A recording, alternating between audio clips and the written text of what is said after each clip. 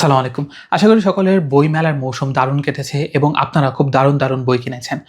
আজকের ভিডিওতে আমি কথা বলব সেই বইগুলো নিয়ে যেগুলো আমি ২০২৬ সালের বইমেলা উপলক্ষে কিনেছি।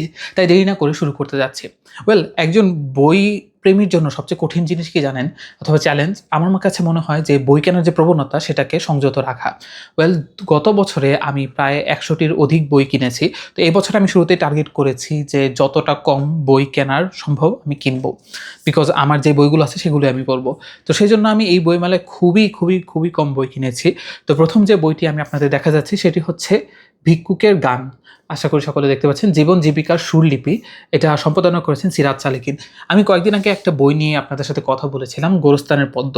তো এই বইটা আমার এতই ভালো লেগেছে যে এটা পড়ার পরে আমি একটু ঘাটাঘাটি করছিলাম যে এই লেখকের আলাদা কোনো বই আছে কিনা আরও।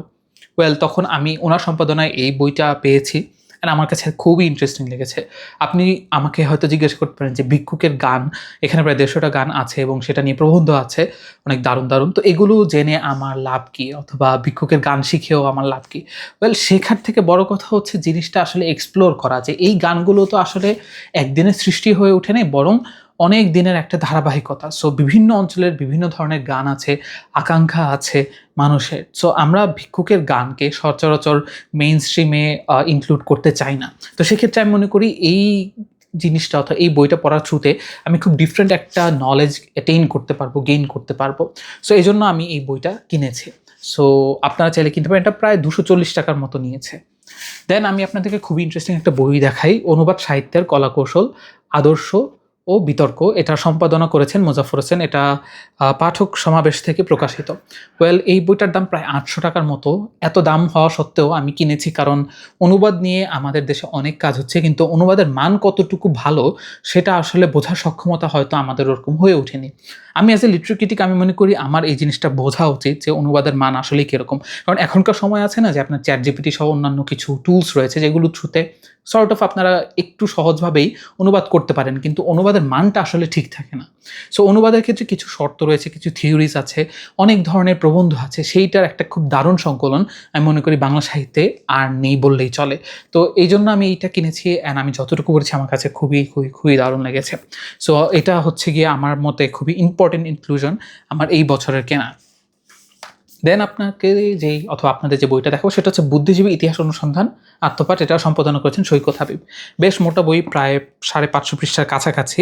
তো হ্যাঁ, ৫১১ পৃষ্ঠা, ১২ পৃষ্ঠা। তো এটা মাত্র ৳৩৫০ পেয়েছি। এটা কথা প্রকাশ থেকে প্রকাশিত। ৩৫০ বা এর একটু কমে পেয়েছি। আমি বলব যে বুদ্ধিজীবী বিষয়ক যে আইডিয়া সেটা আমাদের খুব একটা সলিড না। এটলিস্ট আমার সলিড না। তো যার কারণে আমি এই বইটা কিনেছি। এখানে কি আছে? বিভিন্ন প্রবন্ধ। খুবই দারুণ, দারুণ তাত্ত্বিকের প্রবন্ধ রয়েছে, যেমন নগুবিয়া থিওঙ্গো, এডওয়ার্ড সাইদের যে প্রবন্ধগুলো সেগুলোর অনুবাদ আছে। এছাড়াও আরও অনেক ইম্পোর্টেন্ট ইনক্লুশন আমি মনে করি আছে এখানে। সো বুদ্ধিজীবীদের বিষয়ে হয় কি? আমার একটা ধারণা যে বুদ্ধিজীবীরা সাধারণত যারা ক্ষমতায় থাকে তাদেরকেই সার্ভ করে। সো জনগণের জন্য যে একটা কনসার্ন সেটা এটলিস্ট বাংলাদেশে সেক্ষেত্রে আমরা দেখতে পারি না। সো বাংলাদেশের বুদ্ধিজীবীতার যে একটা ট্রেন্ড সেটা যদি আমি বুঝতে চাই তাহলে আমার অফকোর্স এটার ক্যারেক্টারিস্টিক, সংজ্ঞা, then development in Bangladesh and of course West Bengal, এই জিনিসগুলো নিয়ে আমার একটা প্রপার আইডিয়া থাকা লাগবে। তো সেক্ষেত্রে আমি মনে করি এই বইটা আমাকে খুবই দারুণভাবে সহায়তা করবে। তাই আমি এই বইটা কিনেছি। দেন আমি আপনাদের যে বইটা দেখাচ্ছি সেটা হচ্ছে কিতাবুল মুকাদ্দাস, ইনজিল শরীফ ও ঈসাই ধর্ম। এটা খুবই গুরুত্বপূর্ণ একটা বই। এটা খুবই ছোট একটা বই এবং এটা লিখছেন ডক্টর খন্দকার আব্দুল্লাহ জাহাঙ্গীর রাহিমাহুল্লাহ। আমি আগেও বলেছি, আবারও বলি, যদি আমি কোনো বাংলাদেশি ইসলামিক স্কলারকে খুব আর্ডেন্টলি ফলো করি তাহলে কেবল উনি আরকি। তো এটা কী নিয়ে? দেখা যাচ্ছে যে এখানে খুব ইম্পর্ট্যান্ট একটা পার্ট আমি আপনাদের একটু পড়ে শোনাচ্ছি যে ১৯৭৮ খ্রিস্টাব্দে আমেরিকার কলোরাডো রাষ্ট্রের কলোরাডো স্প্রিংস শহরে মুসলিমদের খ্রিস্টান বানানোর বিষয়ে উত্তর আমেরিকান সম্মেলন অনুষ্ঠিত হয়।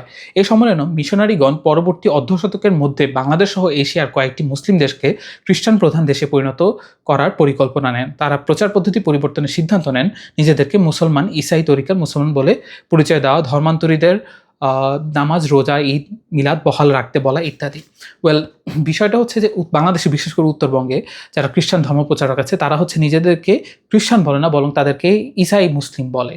সো তারা হচ্ছে বিভিন্নভাবে মানুষ মুসলিমদেরকে সর্ট অফ প্রতারিত করে, যে তারা বলবে যে আমরা আল্লাহকে বিশ্বাস করি কিন্তু রাসূল সাল্লাল্লাহু আলাইহি সাল্লামকে শেষ নবী হিসেবে বিশ্বাস করি না আর কি। অথবা এখানে বলে যে সবচেয়ে আমরা রাসূল সাল্লাল্লাহু আলাইহি সাল্লামকে মানি বাট শেষ নবী হিসেবে মানি না, নাউজুবিল্লাহ। বাট তারা হচ্ছে ঈসা আলাইহিস সালামকে তারা হচ্ছে মনে করে যে যেহেতু উনি মৃতকে জীবিত করেছেন তাহলে তার আলাদা পাওয়ার, উনার আলাদা পাওয়ার আছে এবং উনি আল্লাহর পুত্র, নাউজুবিল্লাহ। তো এই ধরনের বিষয়গুলো না আমরা যারা এডুকেটেড মুসলিম না, বিশেষ করে উত্তরবঙ্গে একটা লার্জ সেকশন আছে যেখানে হচ্ছে তাদেরকে এভাবে বোঝানো হয় যে না আমরা হচ্ছে কোরআন শরীফ ফলো করি না, আমরা কিতাবুল মুকাদ্দাস ফলো করি আর কি। সো বাইবেলটাকে কিতাবুল মুকাদ্দাস আকারে ইসলামিক নামকরণে আর কি তারা হচ্ছে প্রচার করা শুরু করে দেয়। তো আমাদের মাঝেই বিভ্রান্তির সৃষ্টি হয়, যারা জানে না, যারা বোঝে না।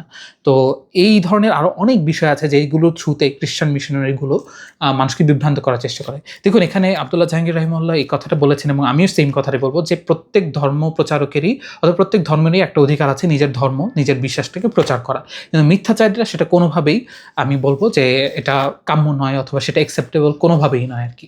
তো এইখানে এই বিষয়গুলোই উল্লেখ আছে যেগুলো থ্রুতে আসলে আমাদেরকে ব্রেইন ওয়াশ করা হয়।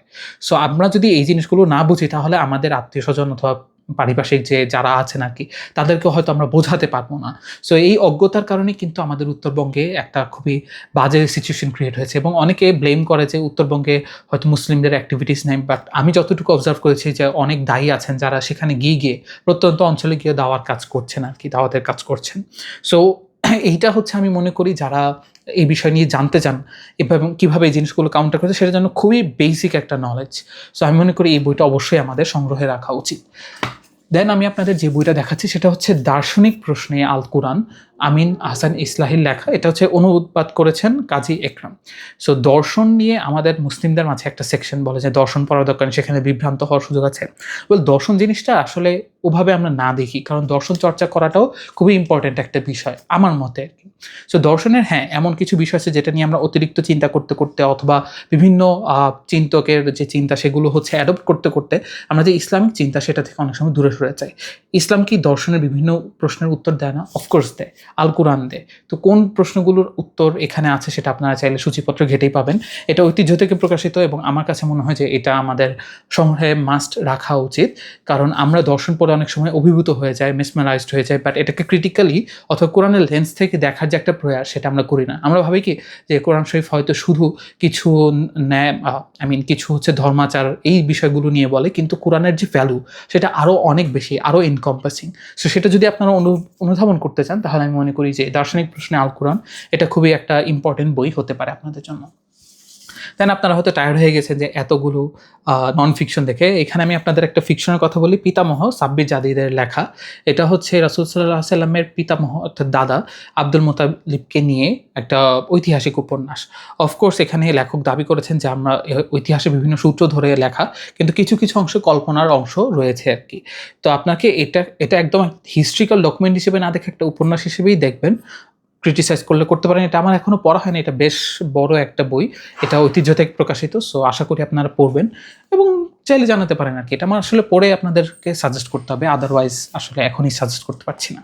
দেন আরেকটা হচ্ছে ফিকশনের কথা বলি, সেটা হচ্ছে সিসিফাস ফ্রম। এটা দেখতে পাচ্ছেন বাংলা একাডেমি পরিচালিত রাবেয়া খাতুন কথা সাহিত্য পুরস্কার 2025 এটা পেয়েছে আর কি। সো এটা ম্যাজিক রিয়ালিস্ট লেখালেখি আমি বলবো। যতটুকু পড়েছি মোটামুটি ভালো লেগেছে, বাট অনেক কিছুই আছে আমি এখনও স্পষ্টভাবে বুঝতে পারছি না আর কি। তো আপনারা কিনতে পারেন চাইলে, সেটা আপনাদের ইচ্ছা, বাট আমার এটা এখনও এক্সপ্লোর করা বাকি। দেন আমি হচ্ছে গিয়ে আরেকটা বইয়ের কথা উল্লেখ করি এখানে, সেটা হচ্ছে মুক্তবুদ্ধির চড়াই উতরাই। এটা লিখেছেন যতীন সরকার। ওয়েল, মুক্তবুদ্ধির চড়াই উতরাই, এটা হচ্ছে মুক্তবুদ্ধি নিয়ে আমাদের আইডিয়া এখনও ক্লিয়ার না, অ্যাটলিস্ট আমার আইডিয়া ক্লিয়ার না। মুক্তবুদ্ধির নামে আমি অ্যাটলিস্ট দেখে এসেছি ইসলাম অথবা অন্যান্য ধর্মকে খুব বাজেভাবে অ্যাটাক করা হয়, এবং অ্যাটাক করার পরে হচ্ছে গিয়ে যখন অনেক সময় প্রতিক্রিয়াশীল হয়ে ওঠে তখন হয়তো বলে যে কেন আমাদেরকে বলেছ, এটা তো মুক্তিবুদ্ধির উপর আঘাত এনেছে। সো মুক্তিবুদ্ধি বলতে এক্স্যাক্টলি কী বোঝায়, কতটুকু এটার লেন্স অথবা ফ্রেমওয়ার্ক বলুন অথবা লিমিটেশন, এই জিনিসগুলো বোঝার জন্য আমি মনে করি এই বইটা আমাকে একটা প্রাইমারি আইডিয়া দিবে। Of course I may not agree with all the things, but I need to explore, then I can comment on it. On it. So এটা হচ্ছে আমার জন্য খুবই গুরুত্বপূর্ণ বই ছিল, অ্যান্ড অফকোর্স আমার চেষ্টা থাকবে যেটা এক্সপ্লোর করার। তো এই বইগুলো মূলত কিনেছি আমি আমার জন্য। এরপরে যে বইগুলো দেখাচ্ছে মোস্টলি দেখা যাচ্ছে আমাকে গিফট করা হয়েছে এই বইমেলার মাসে। যেমন ধরুন 21 শতকে তারুণ্য, দেশ উন্নয়নে কর্মপন্থা ও পদক্ষেপ। সো দেশ, আপনারা টাইটেল শুনে বুঝতে পারছেন যে দেশ নিয়ে তরুণের ভাবনা কি, সেই বিষয়গুলোর একটা কালেক্টেড এসে অথবা এসে সমগ্র আর কি। সো এটা আশা করি ভালো লাগবে আমার। আই নিড টু এক্সপ্লোর ইট। দেন এখানে আমি আপনাদেরকে একটা ফিকশন দেখাচ্ছি, সেটা হচ্ছে গিয়ে আলফা কেনিস। এটা পসিবলি একটা সায়েন্স ফিকশন, এটাও লেখকের তরফ থেকে এসেছে মোহাম্মদ নাফিউল ইসলাম। সো আমি হয়তো পড়ে বলতে পারবো যে এটা কীরকম, but at this point yes, that's it in my collection.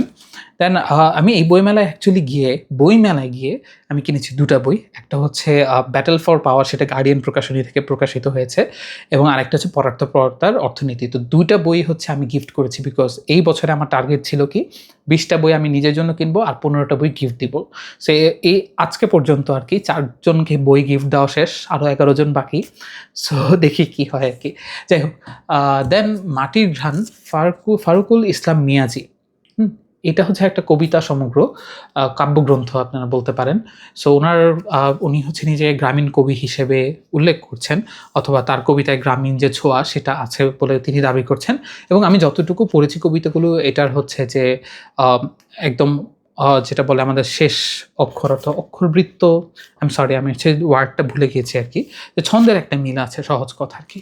So এই ছন্দের মিল জিনিসটা হ্যাঁ মোটামুটি ভালো, শব্দচয়ন আমার কাছে ভালো লেগেছে, but I need to explore. And আশা করি আপনারা হচ্ছে যে এই বইটা একটু উল্টে পাল্টে দেখতে পারেন। এটা প্রকাশিত হয়েছে কারোবাগ প্রকাশনী থেকে আর কি। So you can give it a chance. Then last যে বইটা দেখাবো সেটা হচ্ছে একমাত্র বই যেটা বইমেলা থেকে এসেছে আর কি। কারণ এখানে যে বইগুলো দেখছেন মোস্টলি বইমেলার মাসে কেনা, বাট বইমেলায় কেনা না আর কি। যাই হোক, এটা হচ্ছে শেষ কবিতা Rabindranath Tagore. It's a classic and it's self explanatory, যেটা এমনিতেই আপনাদের বোঝার কথা যে এটা খুবই দারুণ বই। সো এটা নিয়ে আমি আসলে আলাদা করে আলোচনা করব না, এটা আমার সংগ্রহে ছিল না, পড়াও হয়নি। দ্যাটস ওয়াই আমাকে যখন বলা হয়েছে যে আপনি কোন বইটা নিতে চান, সো আমাকে খুব দারুণ একজন মানুষ এটা উপর দিয়েছে। এটা প্রকাশিত হয়েছে সম্ভবত আদিত্য অনিক প্রকাশনী থেকে আর কি। সো আপনাদের যদি এই বইটা পড়া না হয়ে থেকে চাইলে আপনারা এটাও ঘেটে ঘুটে দেখতে পারেন। এই প্রকাশনী আরও অনেকগুলো বই বের করেছে, আশা করি আপনাদের ভালো লাগবে। তো এই হচ্ছে আমাদের এই বছরের বইয়ের হিসাব কিতাব। আশা করি আপনারাও জানাবেন আপনারা কী কী বই কিনেছেন এবং এখান থেকে কোন বইটা আপনাদের বেশি ইন্টারেস্টিং লেগেছে। সো আজকের জন্য এতটুকুই, আশা করি সকলের ভালো লাগবে। সবাই ভালো থাকবেন, আমার জন্য দোয়া করবেন। ধন্যবাদ, আল্লাহ হাফেজ, সালাম।